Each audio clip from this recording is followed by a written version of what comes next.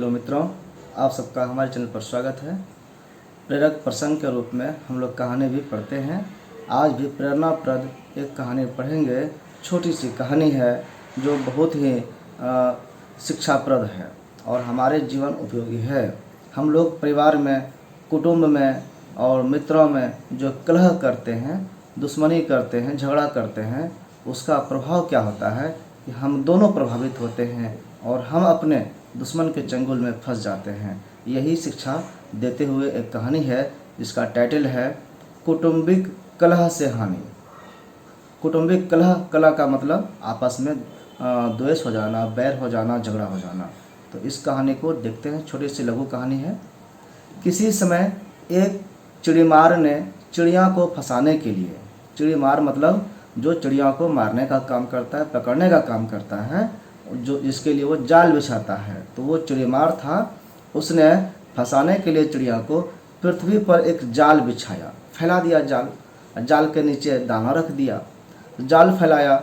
उस जाल में दो ऐसे पक्षी फंस गए। वो दाने के लोभ में आ गए खाने के लिए, और जब आए तो पैर उसका फंस गया और उड़ नहीं सका। जो सदा साथ साथ उड़ते थे, दो दोस्त, दो मित्र थे और दोनों पक्षी साथ उड़ते थे, साथ जाते थे जहाँ पर। तो चिड़िया दोनों जब दोस्त थे तो खाने के लिए जब आए तो खाने के लिए भी यहाँ पर साथ ही आए, और जैसे ही बैठे खाने के लिए और दाना भी चुगने लगा तब तक पैर फंस गया। अब उड़ने में मुश्किल हो गया। दोनों साथ में उड़ने वाले थे, विचरने वाले थे, साथ में फंस भी गए। वे दोनों पक्षी उस समय उस जाल को लेकर आकाश में उड़ चले, लेकिन दोनों मजबूत था, इसलिए उनको ये बुद्धि हुआ कि अब इसको किसी तरह से यहाँ से भागे, नहीं तो चिड़िया तो पकड़ लेगी, चिड़ीमार पकड़ लेगा हमको। इसलिए भागने के लिए दोनों उड़ गए जाल को लेते हुए। तो उस समय तो उड़ चले, तो चिड़ीमार उन दोनों को आकाश में उड़ते देखकर भी खिन्न या हताश नहीं हुआ। उनको तकलीफ नहीं हुआ। चिड़ीमार जो है देख रहा है कि चिड़िया लेकर के जाल को उड़ रही है, लेकिन वो खिन्न नहीं हुए, उदास नहीं हुए कि मेरे पकड़ी हुई चिड़िया उड़ गई। वो निश्चिंत होकर के बैठे रहे। तो वे जिधर जिधर गए उधर उधर ही उनके पीछे पीछे वह दौड़ता रहा। बस एक काम किया कि जिधर जिधर उड़ करके जा रहा है, उधर जा रहा है तो उधर चले गए। इनको उम्मीद था, आशा था कि वो ऊपर से गिरेगा, जरूर गिरेगा। तो वो दौड़ता रहा नीचे में, खाली कि गिरता कहाँ है ये देखने के लिए। उन दिनों उस वन में कोई मुनि रहते थे, कोई व्यक्ति, साधु संत आए थे, और जो उस समय संध्या बंदन आदि नित्य क्रम करके आश्रम में ही बैठे थे, निश्चिंत होकर के पूजा पाठ करके। मुनि जो जंगल में आए थे वो बैठे थे और ये सब देख रहे थे नज़ारा कि चिड़िया उड़ रही है, जाल को लेके भाग गई है और चिड़ीमार धरती पर दौड़ रहा है। उन्होंने पक्षियों को पकड़ने के लिए उनका पीछा करते हुए उस व्याध को देखा। चिड़ीमार को ही व्याध भी कहते हैं। तो व्याध को जैसे देखा तो उन आकाशचरी पक्षियों के पीछे पीछे भूमि पर पैदल दौड़ने वाले उस व्याध से मुनि ने प्रश्न किया कि हे व्याध, मुझे यह बात बड़ी विचित्र और आश्चर्यजनक जान पड़ती है। मुझे ये तो अजूबा लग रहा है कि वो आकाश में उड़ रहा है, आप नीचे किस उद्देश्य से दौड़ रहे हैं? आपको कैसे लगता है कि वो आएगा? आप क्या यहाँ से जादू मंत्र करके गिरा देंगे?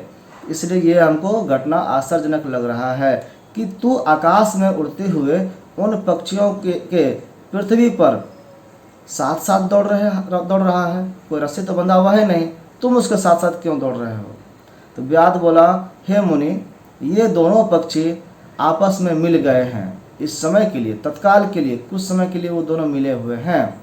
अतः मेरे लिए जो है एकमात्र जाल को ये लिए जा रहे हैं। आज ये दोनों दोस्त मिल गया है, दोस्ती हो गया है, इसलिए मेरे जाल को भी लेके उड़ गया और हम हार गए हैं। लेकिन ये दोस्ती टिकाऊ नहीं होगी।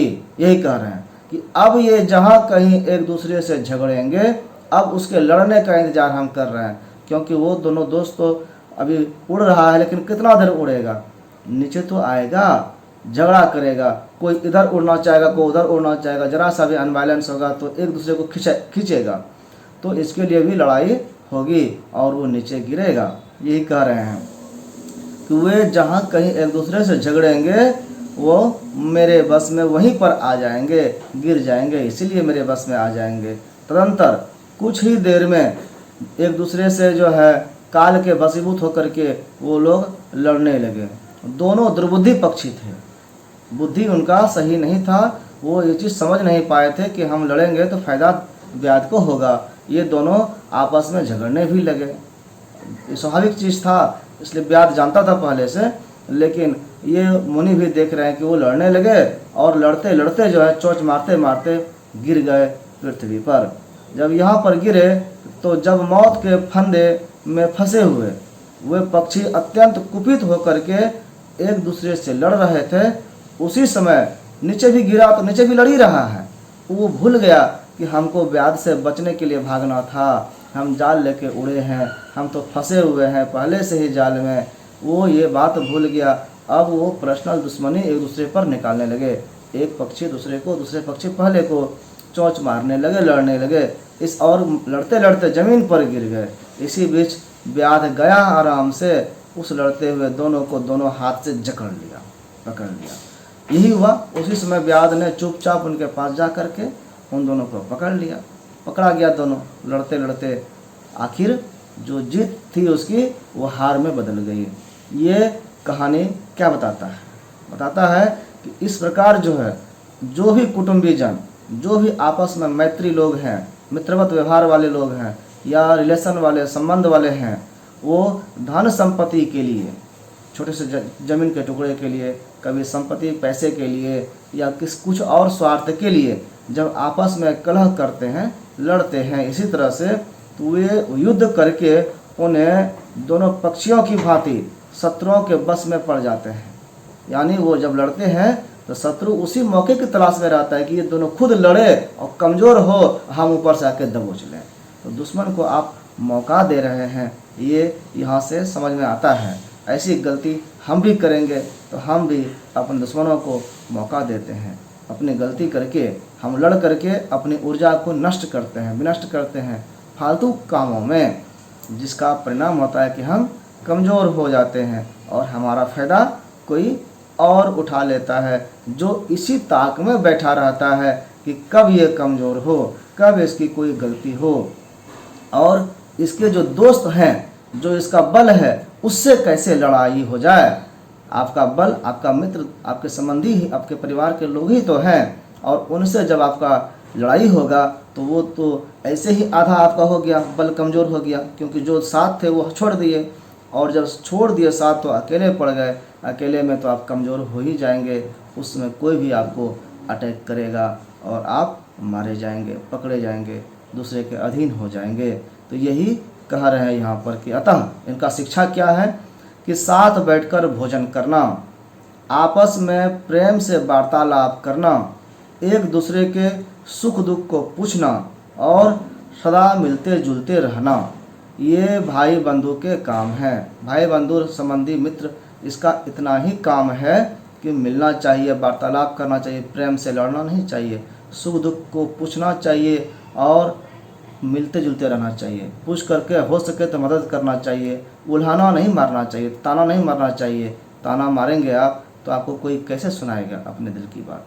दिल का बात अगर हम किसी को सुनाते हैं मित्र को, तो बोझ थोड़ा सा हल्का होता है, और वो मित्र अगर ताना मारने वाले हो, आपके तकलीफ़ को देखकर मज़े लेने वाले हों, तो फिर मुश्किल होगा, वो संबंध टिकाऊ नहीं होगा।